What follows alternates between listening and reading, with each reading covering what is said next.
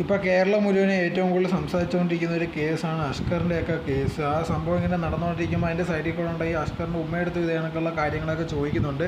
അവർ പറയുന്ന ഒരു കാര്യം എന്ന് പറഞ്ഞാൽ എൻ്റെ മോൻ ഇങ്ങനത്തെ ഒരു കാര്യം ചെയ്യുമെന്ന് എനിക്ക് ഒരിക്കലും വിശ്വസിക്കാൻ പറ്റത്തില്ല. അവനോട് ഈ ചെറുതായിട്ടൊക്കെ ഉപദ്രവിക്കാറുണ്ട്, പക്ഷേ ഇതേ കണക്കൊക്കെ വരുമെന്ന് ഞാൻ ഒരിക്കലും വിചാരിക്കുന്നില്ല. പക്ഷെ അവൻ ഇങ്ങനെ ചെയ്ത് കളഞ്ഞല്ലോ എന്നുള്ള രീതിയിലായിരുന്നു പറഞ്ഞിട്ടുണ്ടായിരുന്നത്. അവനോട് ഈ കുട്ടിക്ക് ഭക്ഷണം കൊടുക്കാനൊക്കെ പോകുമ്പോഴത്തേക്ക് ഇത് കണക്ക് ചുള്ളിക്കമ്പൊക്കെ കൈ വെക്കാറുണ്ട്, പിന്നെ ചെറുതായിട്ട് ഉപദ്രവിക്കാറുമുണ്ട്, പിന്നെ അഖിലെ ഉപദ്രവിക്കാറുണ്ട്. ഇതൊക്കെ ഞാൻ കണ്ടിട്ടുള്ളതാണ്. പക്ഷേ ആ സമയത്തൊന്നും ചെയ്യാൻ കഴിഞ്ഞില്ല എന്നുള്ള രീതിയിലൊക്കെയായിരുന്നു പറഞ്ഞിട്ടുണ്ടായിരുന്നത്. പക്ഷേ നാട്ടുകാർ പറയുന്ന ഒരു കാര്യം, ഇവരും ഉണ്ടെങ്കിൽ അവരുടെ മോളും ഉണ്ടെങ്കിൽ ഇത് കണക്ക് കുട്ടിയെ ഉപദ്രവിക്കാറുണ്ട്, അത് കണ്ടിട്ടുണ്ടെന്നുള്ള രീതിയിലായിരുന്നു പറഞ്ഞിട്ടുണ്ടായിരുന്നത്.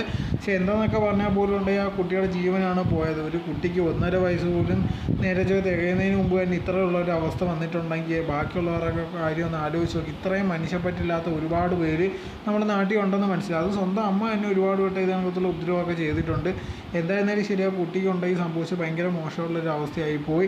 എവനെ പോലത്തുള്ളവന്മാർക്കൊന്നും പെട്ടെന്ന് ഇതേ കണക്കത്തുള്ള കൊല്ലുകയോ അല്ലെങ്കിൽ ഇതേ കണക്കത്തുള്ള ശിക്ഷ കൊടുക്കുകയോ ഒന്നും ചെയ്ത് ഭയങ്കര നരയിപ്പിച്ചുള്ള രീതിയിലായിരിക്കണം ഇനി ഇതേ കണക്കത്തുള്ള കാര്യങ്ങൾ ഒരുത്തനും നടക്കാൻ പാടില്ല. ഈ തള്ളയുണ്ടെങ്കിൽ ഇതേ കണക്കത്തുള്ള മൊത്തം കാര്യങ്ങളൊന്നും പറയുന്നൊന്നുമില്ല. അവിടുത്തെ നല്ലോണം ഇതേ കണക്ക് ചോദ്യം ചെയ്താൽ എല്ലാ കാര്യങ്ങളും മനസ്സിലാവുന്നതായിരിക്കും.